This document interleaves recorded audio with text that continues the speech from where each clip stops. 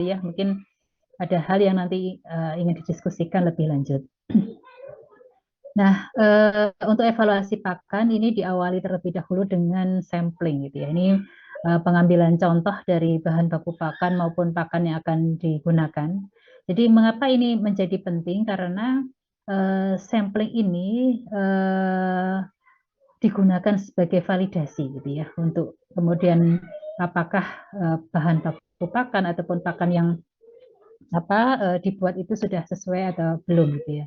Sehingga nanti di sini akan dilanjutkan dengan kegiatan analisis ataupun evaluasi. Nah, tentu saja bagaimana sampel itu diambil ya. Ini kita harus tahu terlebih dahulu kualitas dari sampel ya. Baik tidaknya sampel yang diambil itu tentu saja akan mempengaruhi ya hasil dari analisisnya gitu ya. Sehingga di sini perlu memperhatikan tempat ya di mana sampel itu harus diambil gitu ya, lokasinya di mana, kemudian juga jenis sampelnya. Nah, sebagai gambaran, jadi kalau kita mempunyai sampel, jadi mungkin ini juga berkaitan dengan mata kuliah lain ya. Kalau misalnya dulu di statistik ataupun matematika gitu ya, pengambilan sampel atau mungkin di rancangan percobaan ya ada teknik sampling gitu. Memang secara umum kalau sampling ini dilakukan secara acak gitu ya, tetapi ya sistematis juga gitu ya. Sehingga bahan ataupun pakan yang kemudian diambil ini harus dilakukan satu tahap ya, di mana kita harus mengecek terlebih dahulu kelembabannya. Jadi minimal kita mengetahui dari kadar airnya gitu ya. Jadi di sini dikatakan berat keringnya kurang dari 88%, artinya dia mempunyai kandungan air sekitar 12% gitu ya, yang ini menjadi satu persyaratan. Nah, setelah itu entah itu bahannya nanti bermacam-macam, kita perlu melakukan pengurangan ukuran partikel. Ya, artinya partikel-partikel bahan pakan maupun pakan yang akan disampling ataupun akan dievaluasi ini harus kita homogenisasi gitu ya, seragam ukurannya. Nah, baru kemudian kita sisihkan gitu ya. Nah, ini disiapkan, diamankan gitu ya. Artinya dari bahan-bahan yang lain, kemudian kalau itu perlu disimpan ya perlu disimpan terlebih dahulu pada tempat yang tidak mempengaruhi terhadap kualitas air misalnya. Kemudian juga yang paling penting adalah pemberian label. Nah, ini label ini nanti disesuaikan biasanya terkait dengan nama dari bahan baku ataupun jenis pakannya, kemudian kapan waktu pengambilannya gitu ya. Kemudian biasanya sudah diplot ya untuk dianalisis apa saja. Nah, ini sebagai contoh gitu ya, dari beberapa bahan tentu saja banyak sekali gitu ya, partikelnya, baik itu yang biji gitu ya, butiran gitu, tepung ya, cairan ataupun ya vitamin ya, serbuk, serbuk serbuk gitu ya, vitamin biasanya serbuk gitu ya. Dan di sini ada beberapa teknik yang biasa dilakukan gitu. Untuk biji-bijian butiran ini biasanya kita dapat mengambil secara random gitu ya. Jadi secara acak kita menggunakan green probe ya. Jadi probe yang kemudian seperti ditusukkan gitu ya pada karung ataupun pada kemasan gitu. Ini diambil dari beberapa titik. Nah, ini biasanya mengikuti posisi gitu secara horizontal, kemudian juga arah diagonal ya dari atas ke bawah. Kemudian tepung juga demikian. Ini kita bisa mengambil dengan probe juga gitu ya di beberapa bagian. Kita bisa mengambil dari 20 titik ya dari segala arah. Kemudian cairan. Nah, ini kalau cairan ini kita biasanya menggunakan sampling tube ya ataupun pipet gitu. Ini biasanya memang diaplikasikan pada minyak ikan misalnya gitu ya, yang digunakan sebagai bahan pelengkap dari pakan gitu.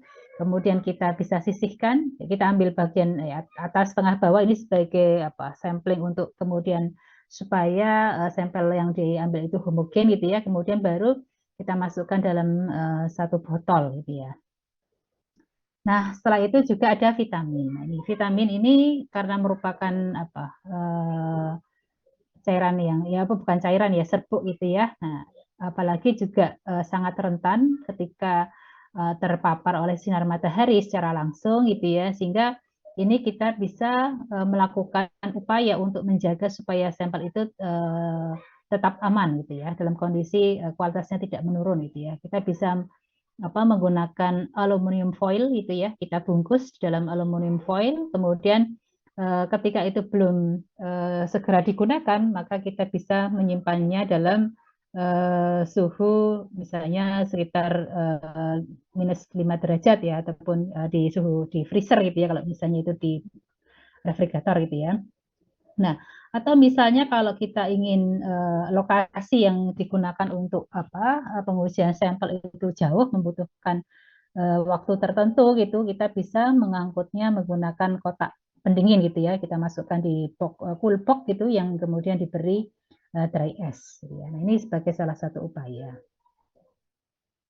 Nah, metode sampling dan analisis ini memang biasanya kalau di pabrik gitu ya, di fabrikasi pakan ini dilakukan saat quality control check gitu ya, cek kontrol kualitas bahan baku maupun dari pakan. Jadi di sini nanti ada petugas gitu yang benar-benar mengecek apakah kemudian bahan baku pakan ini layak untuk masuk itu, ataupun pakan yang sudah dibuat ini layak untuk diedarkan gitu ya.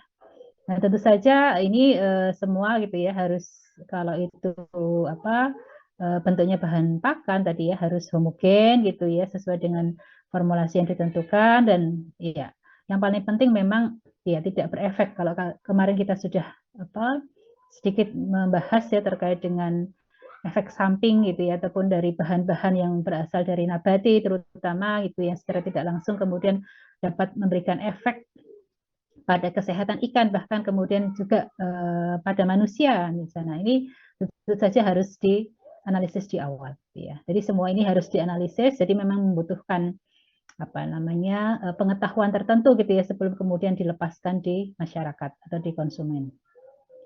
Nah, ini ya, ini secara umum tadi ya. Sebenarnya kalau mau teknis, kita lihat teknis sebelum bahan pakan itu masuk ya, dibongkar di satu perusahaan ataupun di pabrik itu, memang sampling itu dilakukan di bagian atas bawah gitu ya, atas tengah bawah di kemasan ataupun di di karung gitu ya. Nah, kalau itu bahannya cair, itu harus segera dibongkar ya. Ini biasanya berkaitan dengan pemanasan kalau sudah terlalu lama. Misalnya karena kan pengangkutan bahan pakan itu biasanya dilakukan di atas truk gitu ya. Dia menggunakan alat angkutnya menggunakan truk gitu, sehingga harus segera dibongkar gitu ya. Nah, kemudian perlu gitu ya kita menyiapkan alat-alat itu yang dipergunakan itu ya untuk subsampling. Kita bisa mengambil 1/4 bahkan sampai setengah kilogram jadi sampel ya, tergantung dari jumlah total keseluruhan bahan pakan yang kemudian berada di kontainer tadi gitu ya. Kita kemudian identifikasi gitu ya, kita tulis di label mulai dari tanggal kedatangannya gitu ya, kemudian juga jumlahnya berapa gitu ya, jenis gitu ya. Kemudian laporan penerimaan. Nah, ini berkaitan dengan sumber dari bahan pakan yang masuk gitu ya. Mulai siapa nama pensuplainya, ya jenis bahan pakannya, kemudian siapa yang kemudian bertanggung jawab melakukan sampling. Nah, tentu saja ini harus diperiksa secara periodik ya, setiap bahan pakan itu sebelum masuk ke pabrik gitu ya, memastikan semua itu dalam kondisi kualitasnya baik gitu ya, sehingga biasanya di quality control itu di satu perusahaan mempunyai alat yang kemudian mendeteksi secara cepat gitu ya, biasanya untuk kelembapan, kemudian juga tadi ya probe gitu ya, kemudian juga analisis proximat yang kemudian memungkinkan dalam waktu mungkin 5 sampai 10 menit atau mungkin tidak lebih dari 1 jam itu bisa keluar hasilnya ya. Nah, kemudian kita dapat menentukan nanti uji-uji apa saja yang cocok untuk evaluasi awal. Memang kadang tidak semua gitu ya di uji semua gitu ya, sangat tergantung dari jenis bahan pakan yang masuk ke pabrik. Nah, ini untuk sampling pakan ya pada setiap kegiatan produksi tadi ya, pada kemasan kita ataupun di dalam karung pakan kita harus memeriksa gitu ya fisik gitu ya. Ini menjadi memang menjadi bagian yang pertama gitu dilakukan uji fisik gitu ya, warna, bau, tekstur ya, kelembapan tadi ya, misalnya kita bisa melakukan moisture check gitu ya, cek kelembaban gitu ya, misalnya dari kadar airnya. Kemudian juga diambil secara periodik gitu pada dari bagian atas, tengah, dan bawah. Nah, untuk analisisnya kita sebenarnya bisa menggunakan banyak metode gitu ya. Kalau yang terstandar gitu ya, kita bisa menggunakan metode AOAC gitu ya, Association of Official Analytical Chemists gitu. Ini biasanya di situ ada banyak sekali cara-cara analisis yang kemudian dapat dirujuk oleh satu lembaga pengujian sampel gitu ya. Mereka menggunakan sampel apa, atau bisa juga menggunakan SNI gitu ya. SNI, Standar Nasional Indonesia, itu berkaitan dengan jenis pakan yang kemudian akan dianalisis.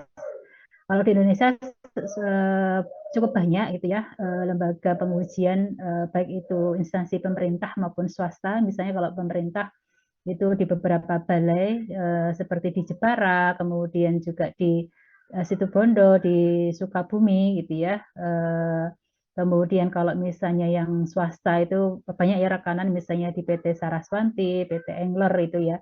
Di sana yang memang concern gitu ya terkait dengan analisis lab. Nah, ini sangat menarik gitu ya. Nanti kalau misalnya mahasiswa di sini sudah lulus punya kesempatan ya bekerja di quality control, itu ini bisa sangat mendukung ya.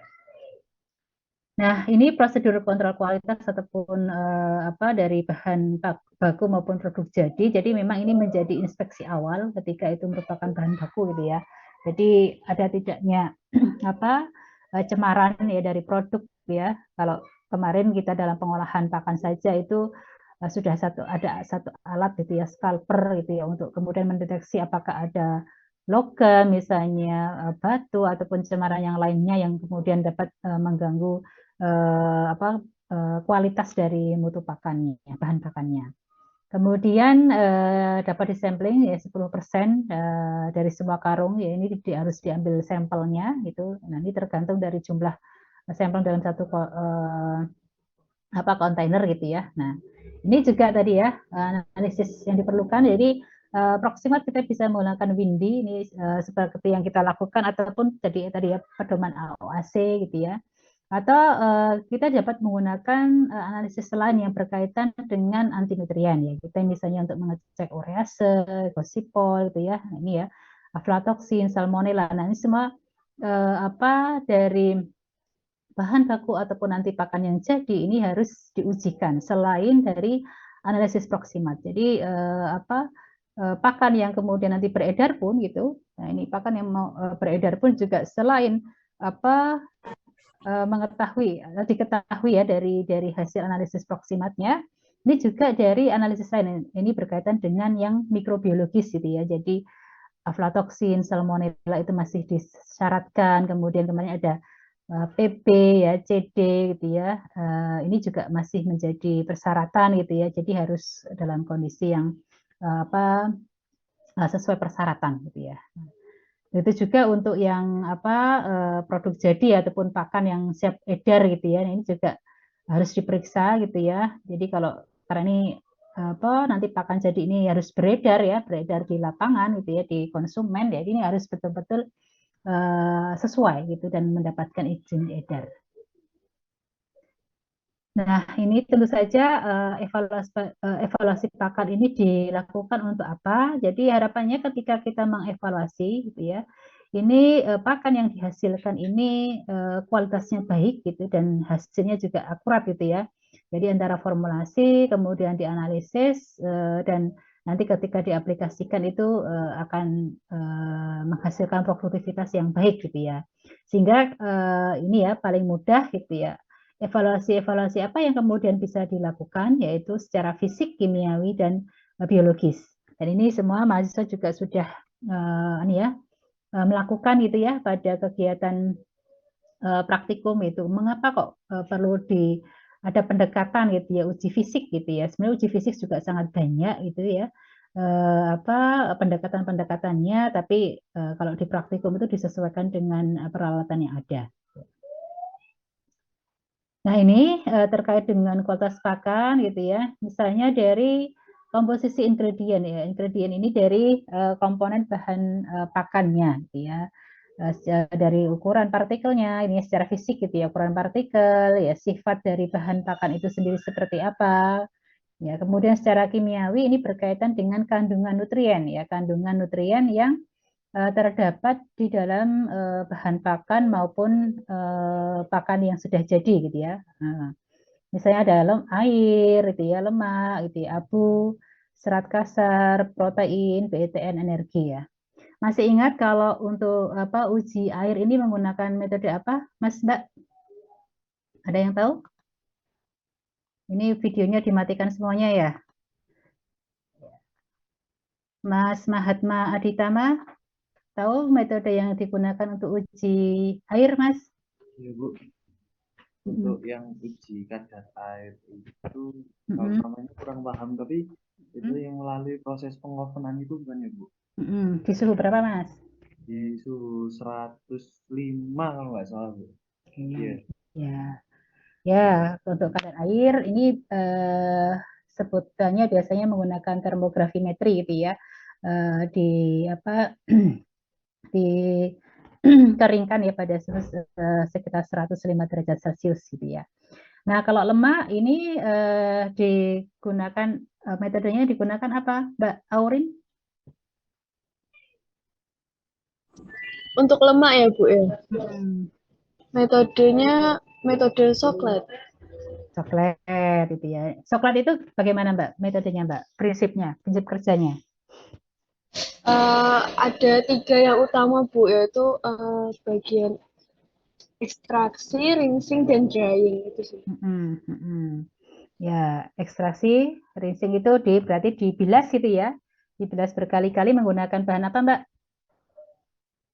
Masih ingat? Gimana Bu? Bilasnya pakai apa? Bilasnya pakai bilas N-hexan. Ya, pakai heksan bisa, pakai PE bisa, petroleum ether itu ekstrak ether itu Iya. bisa gitu ya. Jadi sangat tergantung nanti apa pembilasnya gitu ya. Oke.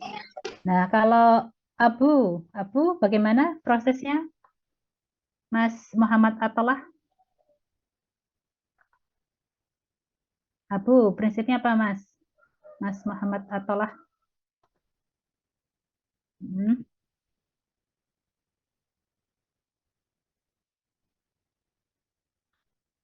Mm-mm. Apa cara kerjanya gimana? Secara prinsip, secara garis besar.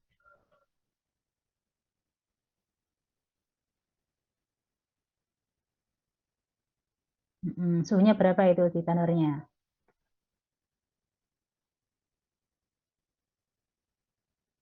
Oke, ya. Dimasukkan di tanur ya, ataupun muffle furnace gitu ya. Suhunya bisa sampai itu 600 sampai 800 derajat Celcius itu di situ dibakar kemudian sampai diabukan gitu ya. Jadi tidak hanya sekedar dibakar saja ya menjadi arang, tapi sampai dengan pengabuan gitu ya. Ini sebagai indikasi untuk melihat bagaimana apa sumber mineral gitu ya di dalam pakan gitu ya. Kemudian serat kasar kita serat kasar tidak melakukan ya karena tidak mempunyai apa peralatannya gitu ya. Kemudian ada protein. Nah ini ya. Protein prinsipnya bagaimana di sini Mbak Septi ada Mbak Septi Fatihah.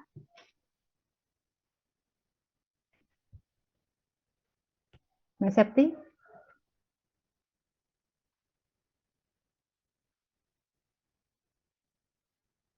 silakan Mbak Septi. Dengar suara saya Mbak Septi?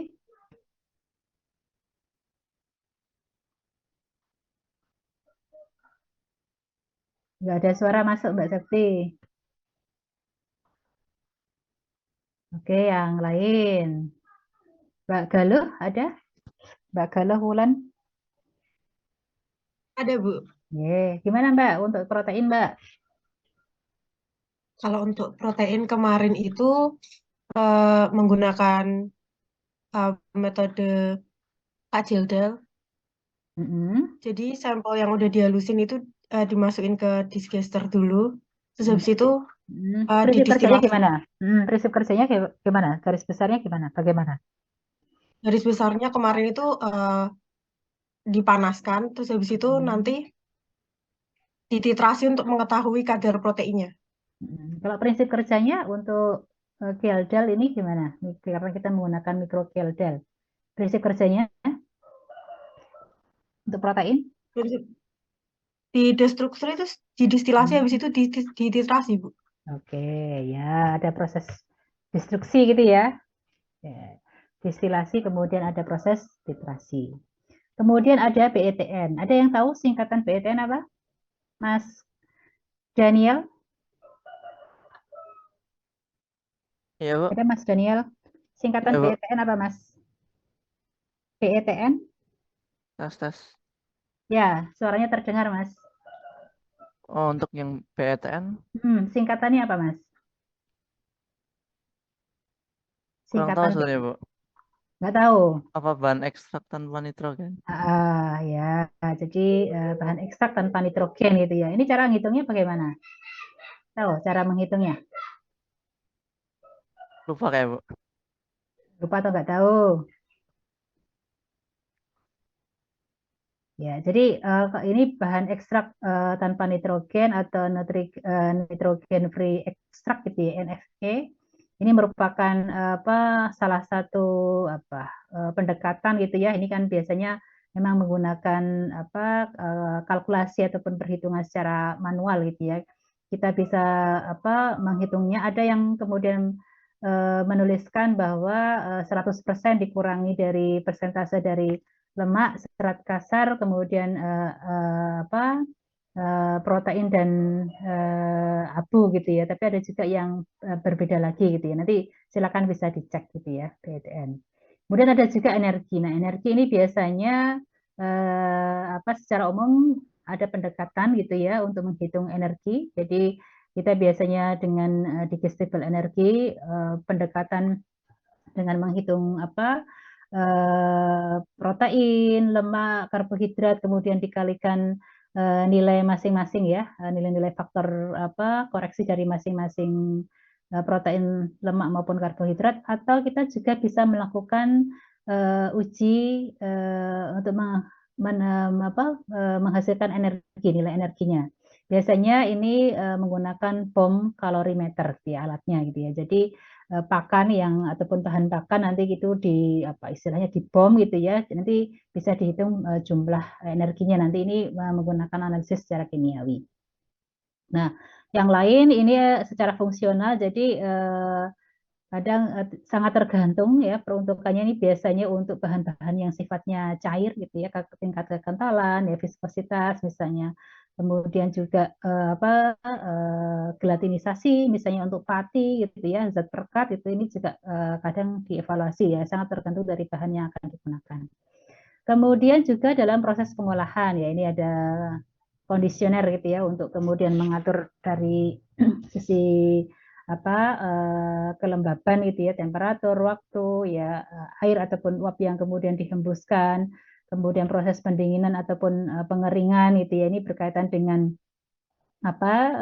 udara yang dihembuskan ya, waktu sekaligus juga kelembabannya.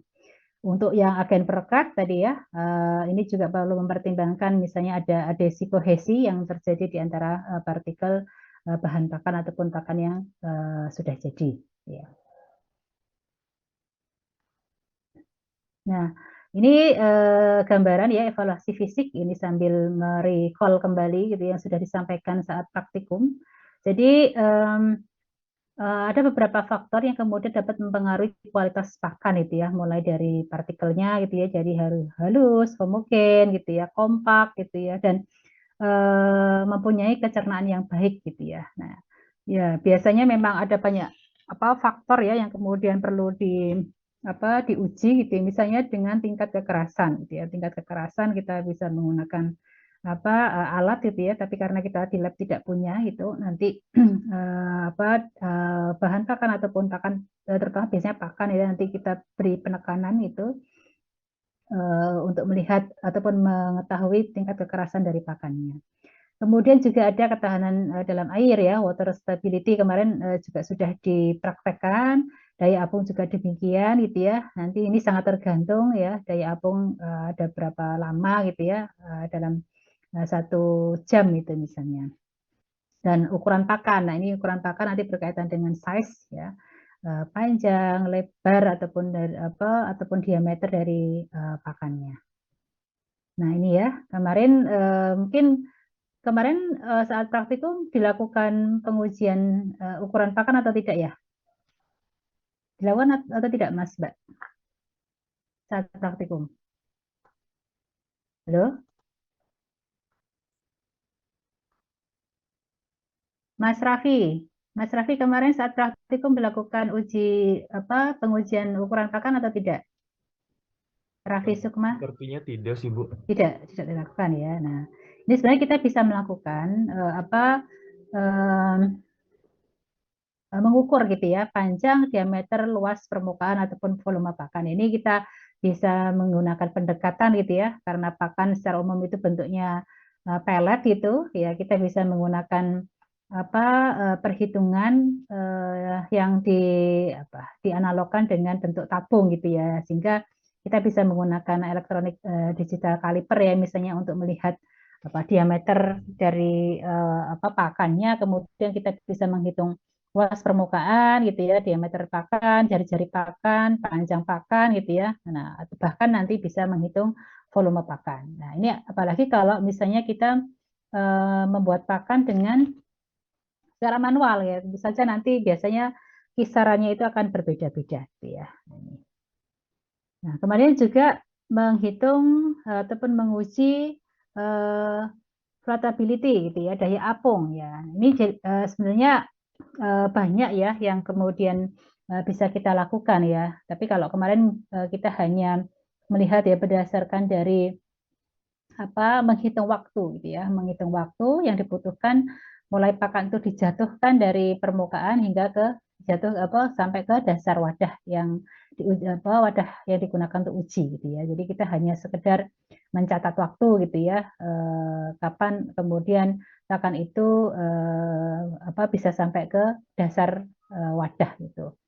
Nah, ini kalau tadi ya kalau kita secara manual tanpa menggunakan peralatan extruder misalnya, mungkin daya apungnya itu akan sangat cepat gitu dalam hitungan detik gitu ya, sudah tenggelam gitu ya. Tapi kalau kita menggunakan untuk pakan-pakan ekstrusi gitu ya, yang kemudian ada proses ekstrusi gitu.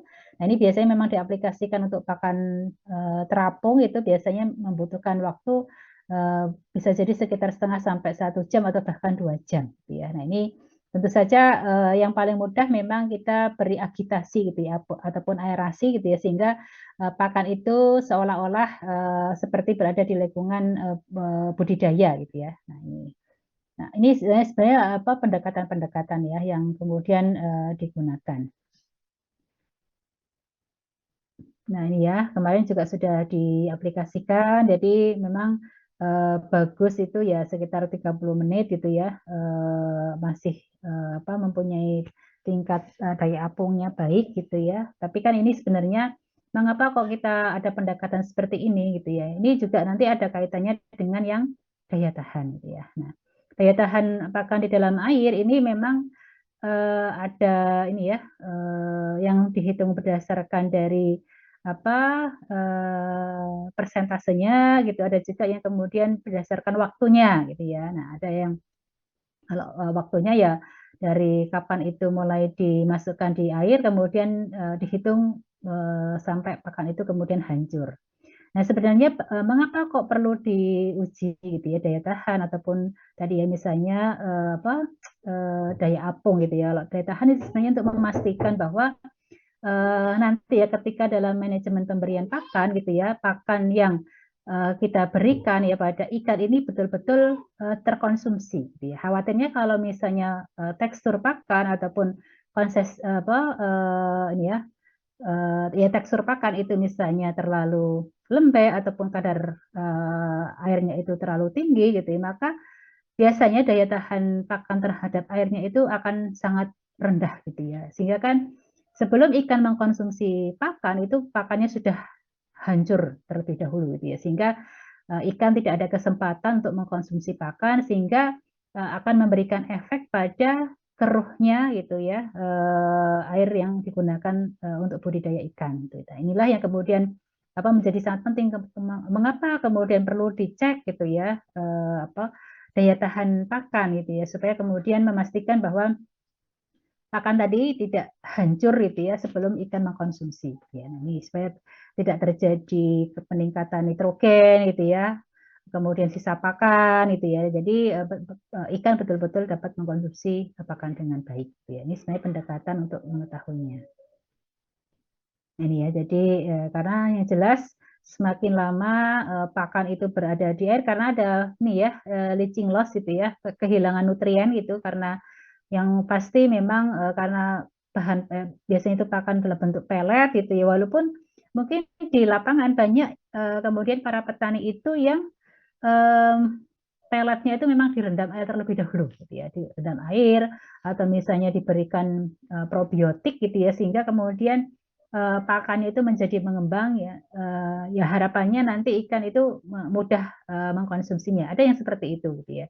Tapi yang perlu diperhatikan adalah bagaimana kemudian manajemen kualitas airnya. Nah ini ya, jadi kadang ada dua sisi gitu ya yang perlu diperhatikan, apalah kalau bahasa lapangannya itu pakannya itu dibibis terlebih dahulu gitu ya. Jadi direndam air terlebih dahulu supaya dalam tanda kutip empuk gitu ya, bisa dikonsumsi ikan, tapi di sisi lain juga boleh jadi memberikan efek pada penurunan kualitas air. Nah ini ya yang perlu diperhatikan. Nah kemudian ini tingkat kekerasan ya, ini yang tidak dilakukan karena kita tidak mempunyai alatnya gitu ya. Jadi ini sebenarnya untuk mengetahui daya tahan pakan terhadap tekanan ataupun benturan. Nah sebenarnya ini menjadi satu pendekatan ketika pakan itu disimpan di dalam gudang. Ya. Jadi kan kalau pakan disimpan dengan tumpuk-tumpuk gitu ya, menggunakan palet ditumpuk-tumpuk, itu tentu saja pakan ini akan menghadapi tekanan dan benturan ya di antara partikel pakan itu sendiri gitu ya. Sehingga ya pakan yang baik ya harusnya tidak mudah hancur gitu ya. Nah, kalau mudah hancur berarti nanti dia akan mengandung debu yang sangat banyak, sehingga kualitas pakannya akan menurun gitu ya.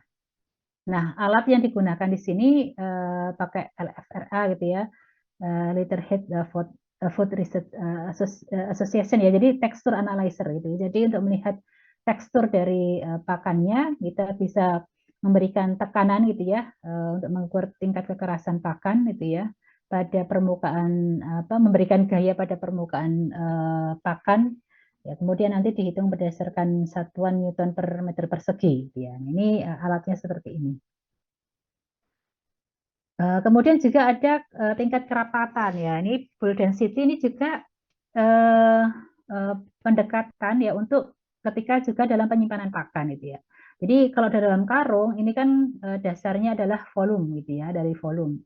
Jadi ini juga secara prinsip mengukur berat pakan per satuan volume gitu ya. Semakin ya harapannya dalam satu karung itu volumenya bisa maksimal ya. Walaupun biasanya berkisar sekitar 25 kilo sampai 30 kilo gitu ya, satu sak gitu ya. Nah, ini kita bisa mengukur gitu ya, tingkat kerapatan pakan. Jadi pakan ini dimasukkan di dalam wadah dengan volume tertentu, kemudian itu ditimbang ya. Nanti satuannya adalah gram per liter gitu ya. Nah, ini sebagai satu pendekatan. Nah, ada beberapa referensi gitu ya yang melakukan pendekatan-pendekatan untuk menghitung tingkat kerapatan pakan itu ya. Kalau untuk pakan terapung ini kisarannya sekitar 320 sampai 400 gram per liter gitu ya. Kemudian untuk yang tenggelam itu sekitar 450 sampai 500 gram per liter gitu ya. Dan ini sebenarnya pendekatan-pendekatan itu walaupun mungkin tidak tidak strict gitu ya. Ini biasanya memang dilakukan pada uji pakan gitu ya, ketika pakan itu dibuat sendiri gitu ya. Sehingga kisarannya berapa gitu ya. Ini yang untuk salah satunya juga untuk mengkarakteristik bahwa pakan ini nanti layaknya itu sebagai pakan terapung ataupun tenggelam gitu ya. Walaupun mungkin secara konsistensi dari pembuatannya bisa jadi berbeda. Ya ini ya, jadi nanti pengaruhnya juga di ini ya, feed dust ya, jadi debu itu ya. Nah, kemarin di awal-awal para mahasiswa juga melakukan praktikum, ada identifikasi bahan pakan gitu ya, ada yang digerus gitu ya sampai halus, kemudian disaring gitu ya, disaring ya dengan particle size atau disieving gitu ya, misalnya dengan 2 ataupun 3 saringan gitu dengan masing-masing dengan ukuran tertentu gitu. Nah, itu sebenarnya juga sebagai salah satu untuk melihat bagaimana persentase debu gitu ya di dalam karung gitu ya ketika pakan itu mengalami satu tekanan tertentu ya, atau sekaligus juga bisa mengidentifikasi dari bahan-bahannya. Hanya saja kalau itu di pabrik itu mungkin bahan-bahannya tidak akan teridentifikasi secara detail, tapi kalau misalnya itu buatan mandiri gitu ya, biasanya ada bagian tekstur yang tidak homogen. Nah, ini kita bisa mengevaluasinya. Ini sebagai pendekatan kenapa kok perlu dievaluasi. Nah, kalau secara kimiawi sudah jelas itu ya, dilakukan dengan analisis proksimat. Mengapa dikatakan proksimat? Karena ini merupakan satu perkiraan gitu ya, memperkirakan persentase nutrien di dalam suatu pakan berdasarkan sifat kimianya gitu ya. Ada banyak sekali uji-uji yang bisa dilakukan gitu ya, seperti yang sudah dilakukan dalam praktikum, atau kita bisa juga menambahkan dengan uji yang lainnya sesuai dengan permintaan di SNI, misalnya dengan uji asam amino misalnya. Ini penting ya untuk melihat komponen asam amino esensial maupun yang non esensial gitu ya. Nah, ini semoga masih ingat ya asam amino esensial gitu apa saja. Mbak Eni Nursiami masih ingat asam amino esensial ada berapa Mbak Eni? Ada 10. Bisa disebutkan? Fenilalanin, valin, triptofan, treonin, isoleucin, metionin, histidin, arginin, leusin. Ya, sudah hafal ya berarti ya. Ya, itu asam amino yang esensial itu ya. Dia sangat dibutuhkan oleh di dalam pakan, tapi tidak bisa diproduksi sehingga biasanya harus diberikan gitu ya dari luar gitu ya. Nah, kemudian yang lain juga kita bisa mengevaluasi zat-zat anti nutrien, zat racun gitu ya. Tadi ya seperti ada aflatoksin, ada salmonella, kemudian yang tadi ada PP, CD ya, ini untuk logam-logam berat gitu ya. Nah, ataupun kita bisa melakukan juga scoring dari komposisi asam aminonya dibandingkan dengan kebutuhan dari organismenya. Nah, ini kita bisa lakukan. Nah, ini ya, ini sebenarnya kalau AORC itu biasanya diperbarui setiap 10 tahun sekali gitu ya, oleh NRC, Nutrient Requirement Council itu, dan chemical komposisinya rata-rata sama gitu ya, dari air gitu ya, moisture, kemudian protein kasar, lemak ya, crude fiber, serat kasar, abu, kalsium, fosfor itu ya. Nah, ini menjadi persyaratan biasanya untuk AOAC. Walaupun nanti bisa ditambahkan dengan bahan-bahan yang lain ya, sesuai dengan yang diterapkan di SNI. Nah, secara biologis ya, ini kemarin juga para mahasiswa juga sudah melakukan praktikum dengan uji coba pemberian pakan. Jadi ini sebenarnya menjadi langkah akhir gitu ya dari uji coba pakan ya pada satu organisme ya, dalam hal ini adalah ikan. Bagaimana kemudian melihat pertumbuhan dan performa ikan ketika diberi pakan buatan gitu ataupun pelet yang memang diformulasi sendiri gitu ya. Nah, tentu saja kita bisa mengevaluasi dari banyak sisi ya, tingkat kesukaannya gitu ya, kemudian nanti berakhir pada rasio konversi pakannya, koefisien kecerdasan pakan ya, macam-macam yang bisa kita gunakan gitu ya untuk melihat bagaimana respon pakan terhadap performa gitu ya, pertumbuhan ikan ya. Nah, tentu saja masih ingat gitu ya, kalau kita melihat gambar ini itu ini ya, semoga masih ingat dan tidak lupa dengan gambar ini ya. Nah, ada yang bisa menjelaskan? Mas apa di sini? Mas Ramadhani ya, atau Mbak ini? Ramadhani Rizky Handriawan, Mas ya? Atau Mbak? Mas, Oh, Mas ya, Mas. Monggo Mas, silakan. Dari gambar ini masih ingat? Bisa dijelaskan dari gambar ini? oke, mungkin dari awal itu input dari makanan yang dikonsumsi oleh ikan, kemudian terjadi metabolisme, dan ada yang diekskresikan sama menjadi yang G itu untuk pertumbuhan atau growth-nya. Mungkin seperti itu aja, Bu. Ya, gambaran awalnya memang karena tidak semata-mata gitu ya bahwa kita memberi pakan ikan itu pasti akan menimbulkan pertumbuhan gitu ya. Apalagi kalau misalnya ukuran ikan yang kita tebar dalam satu wadah ataupun kolam budidaya ukurannya tidak seragam ya. Kita sering menjumpai itu gitu ya. Nah, ini kira-kira apa penyebabnya apa? Nah, itu sebenarnya kita bisa mengevaluasi dari pakan yang kita berikan gitu ya. Jadi kalau pekan depan kita akan belajar ataupun mendiskusikan ya tentang manajemen pemberian pakan gitu ya. Nah, tadi sudah disampaikan gitu ya bahwa secara umum gitu ya, ya normalnya gitu bahwa ikan itu akan mengkonsumsi pakan yang diberikan gitu ya dalam bentuk ya pakan itu itu intake ya. Jadi ya, pakan yang dikonsumsi.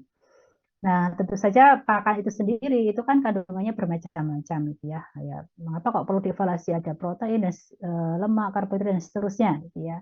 Kandungannya seperti itu, seperti kita makan gitu ya. Masuklah di dalam saluran pencernaan gitu ya. Terjadi proses pencernaan gitu ya. Dalam proses pencernaan tentu saja ada bahan-bahan yang memang mudah dicerna gitu ya. Ya, dicerna artinya komponen-komponen seperti protein, lemak, karbohidrat dan seterusnya itu bisa dicerna, dipecah ya, yang tadinya kompleks menjadi sederhana. Gitu ya. Ini artinya di metabolisme gitu ya di dalam tubuhnya.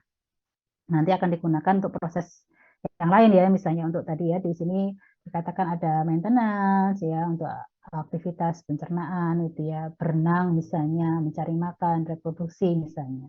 Tapi ada juga yang kemudian tidak bisa dicerna gitu ya, karena ada ya. Jadi kalau tidak dicerna dibuang dalam bentuk apa? Ya biasanya kalau itu merupakan sumber makanan itu biasanya akan diekskresikan dalam bentuk feses. Ya, walaupun ikan sendiri dalam sistem ekskresinya itu kan tidak hanya dalam bentuk feses saja gitu ya, tapi ada juga sumber-sumber yang lain yang kemudian dikeluarkan melalui amonia gitu ya, kemudian melalui lendir yang di dalam di luar tubuhnya, di bagian kulitnya, di epidermisnya gitu ya, atau melalui proses pernafasan dari insang gitu. Tentu saja banyak sekali material gitu ya, mineral-mineral terutama gitu yang bisa dengan mudah masuk dan keluar ya dari dalam tubuhnya gitu ya. Nah, tentu saja tadi ya proses semuanya itu kan ya metabolisme pasti membutuhkan panas yang keluar gitu ya.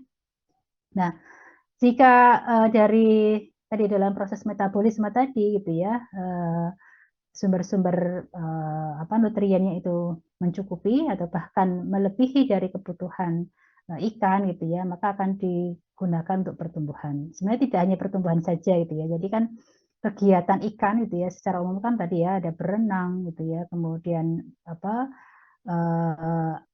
tadi aktivitasnya itu berenang misalnya, kemudian maintenance ya ataupun misalnya ada bagian yang sakit dan sebagainya, dia harus mempertahankan sel-sel tubuhnya supaya dalam kondisi baik gitu ya. Kemudian ada pertumbuhan. Pertumbuhan itu sebagai efek akhir gitu ya dari efek pemberian pakan gitu ya. Dari pakannya itu mempunyai pengaruh gitu ya yang kemudian bisa meningkatkan ya pertambahan ya, karena pertumbuhan itu pertambahan panjang dan berat gitu ya, sehingga terjadilah proses pertumbuhan. Nah, kalau pakannya kurang gitu ya, mungkin tidak akan terjadi proses pertumbuhan itu gitu ya. Jadi makanya ada ya, kalau apalagi tadi ya saya sampaikan dalam satu kolam gitu ya, ada yang kanibal, ukurannya ada yang kecil, ada yang besar, tidak seragam. Nah, itu boleh jadi gitu ya, yang kecil itu pertumbuhannya ya tumbuh tapi mungkin tidak sesuai dengan umurnya gitu ya. Ya, jadi masih ada terjadi kekurangan nutrien. Ya. Nah, ada banyak ya parameter yang bisa dievaluasi. Kita bisa menghitung retensi protein ataupun energi dari pakan gitu ya. Jadi ini kemampuan menyerap ataupun memanfaatkan sesuatu dari pakan ini biasanya nanti ada rumusnya ya untuk menghitung retensi protein, retensi energinya, untuk melihat kemampuan ikan dalam menyimpan protein dan energi di dalam tubuh gitu ya, sehingga sejauh mana pakan itu akan bermanfaat pada tubuhnya ya. Kemudian ada imbangan efisiensi protein gitu ya. Nah, ini paling mudah kita bisa menghitung PER gitu ya, protein efisiensi rasio, untuk melihat bagaimana pertambahan bobot badan ataupun berat tubuhnya dibagi dengan konsumsi protein yang diberikan. Nah, ini ada perhitungannya.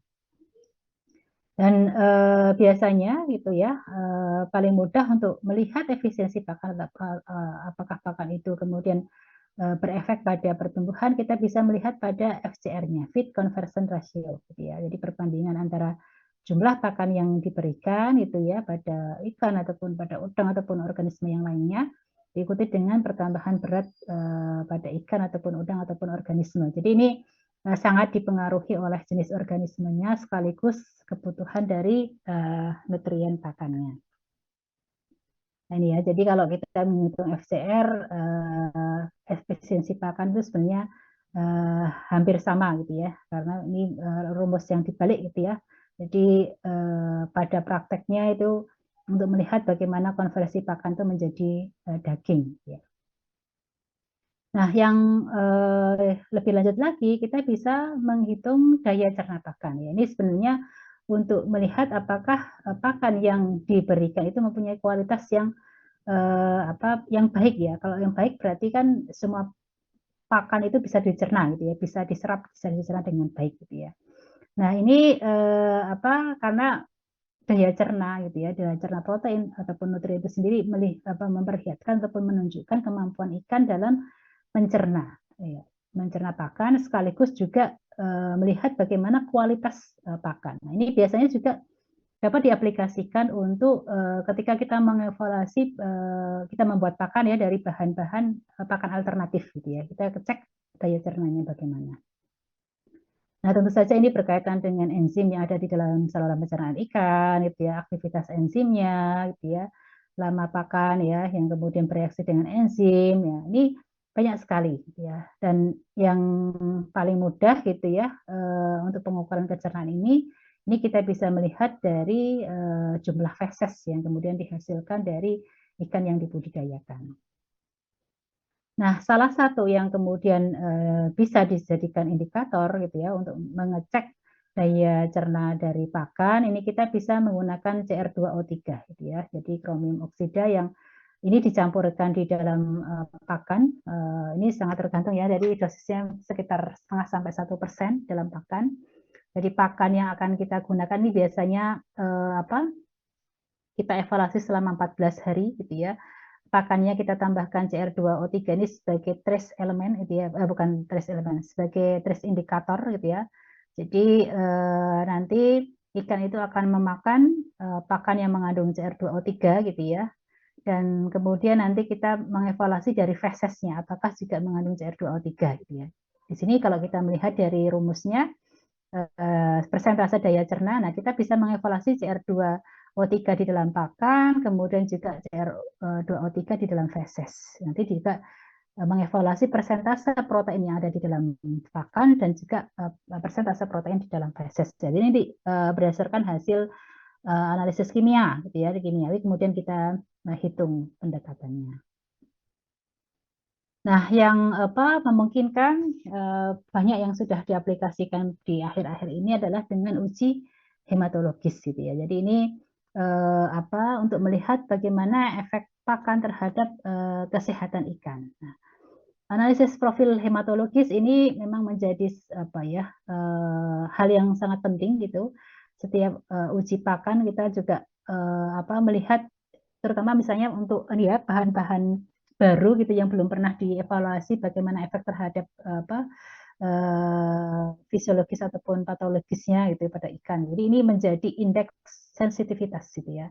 Jadi untuk melihat apakah pakan yang diberikan ini memberikan pengaruh fisiologis ataupun juga patologis gitu ya.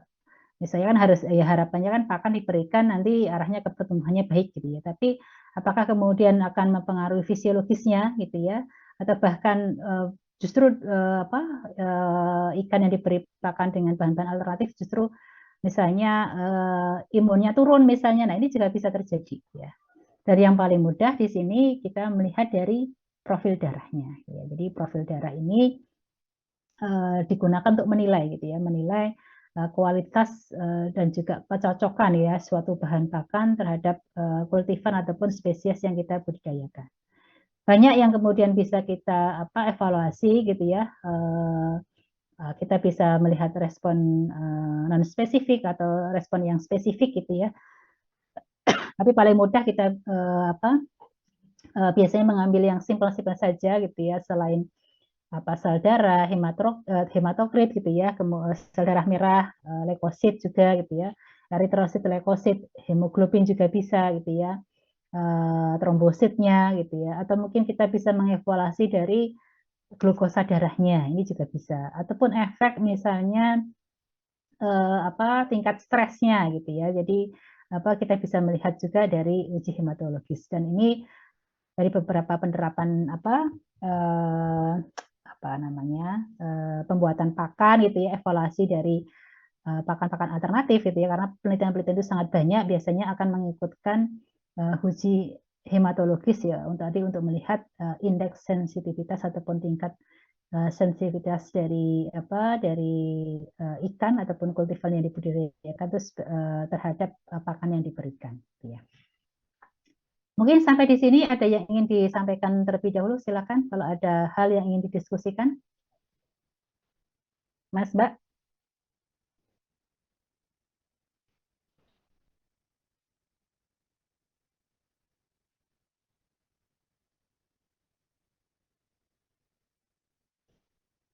Ada yang ingin disampaikan? Belum, ya, ada yang belum. Oke, sebelum saya akhiri, ini saya ingin mencoba